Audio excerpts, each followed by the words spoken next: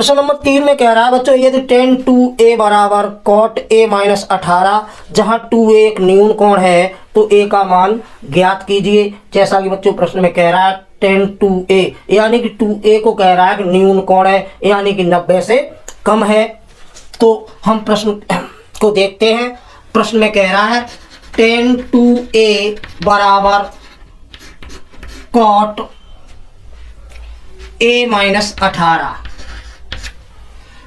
तो बच्चों जब ये कह रहा है कि 2a जो है न्यून कोण है तो हम इसे कॉट के पदों में लिखने के लिए इसे लिख सकते हैं कॉट 90 माइनस 2a बराबर कॉट a माइनस 18।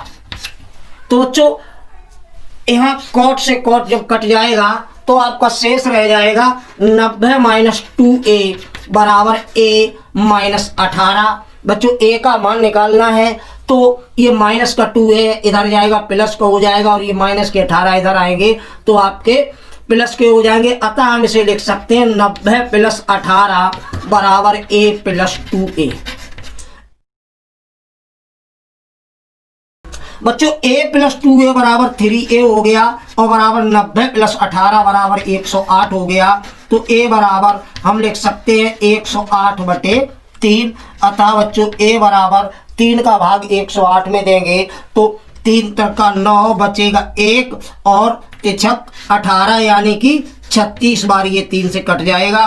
तो बच्चों इस प्रकार हमारा a बराबर, तो बच्चों इस प्रकार a का भाग जब a बराबर 108 बटे 3 यानी कि 108 में 3 का भाग देंगे तो 3 तक का 9 बचेगा 1 भाग 6 बार चला जाएगा यानी कि 6 तिया 18। तो इस प्रकार बच्चों a का मान 36 आएगा आपका। तो बच्चों इस प्रकार आपका प्रश्न नंबर 3 रहा। तो बच्चों अब चलते हैं प्रश्न नंबर 4 की ओर। प्रश्न नंबर 4 में कह रहा है tan a बराबर cot b, tan a बराबर cot b। तो सिद्ध कीजिए कि a प्लस b बराबर 90 अंश है। अतः बच्चों हम चलते हैं जैसा कि प्रश्न में दे रहा है tan a बराबर cot b।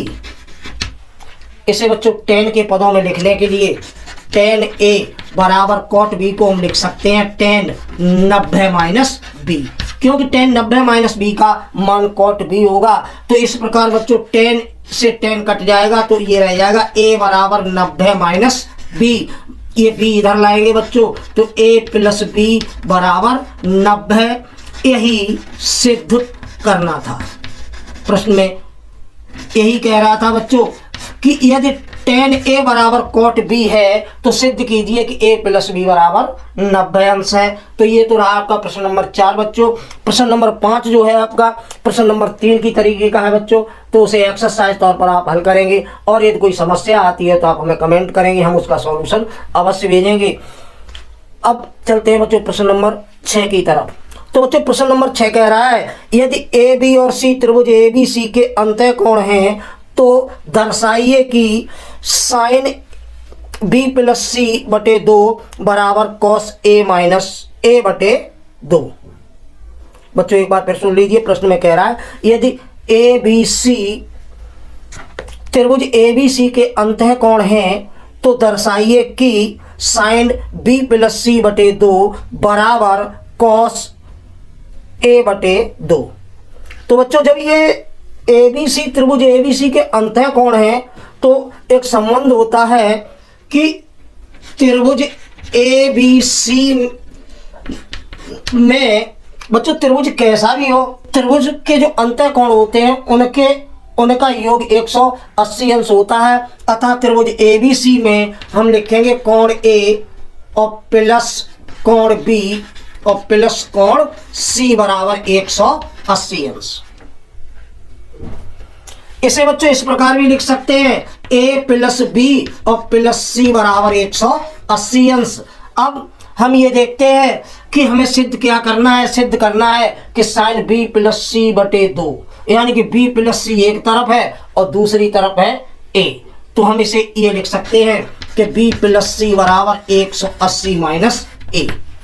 बच्चों दोनों पक्षों में हम 2 का भाग दे देंगे।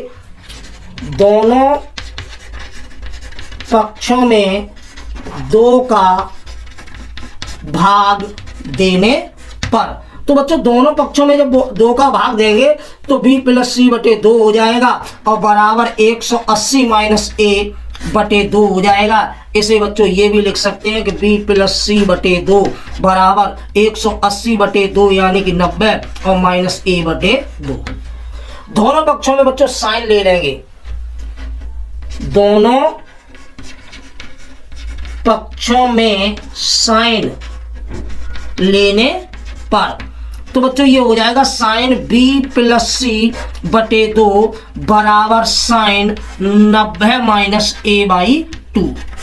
तो बच्चों ये साइन b प्लस सी बटे 2 बराबर साइन 90 माइनस थीटा यानी कि साइन 90 माइनस थीटा बराबर कॉस थीटा होता है।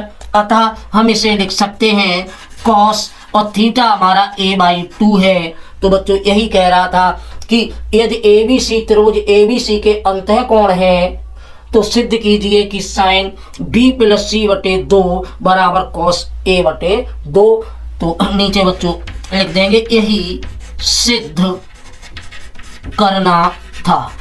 बच्चों इसी प्रकार 7वां प्रश्न जो है एक्सरसाइज तौर पर आपके लिए है, आप उसे हल करेंगे और यदि कोई समस्या आती है तो आप हमें कमेंट करेंगे, हम उसका सॉल्यूशन अवश्य भेजेंगे। तो इस प्रकार बच्चों आपकी प्रश्नावली 8.3 जो है समाप्त होती है। बच्चों यदि हमारा वीडियो आपको पसंद आया तो आप लाइक और सब्सक्राइब करना ना भूलें।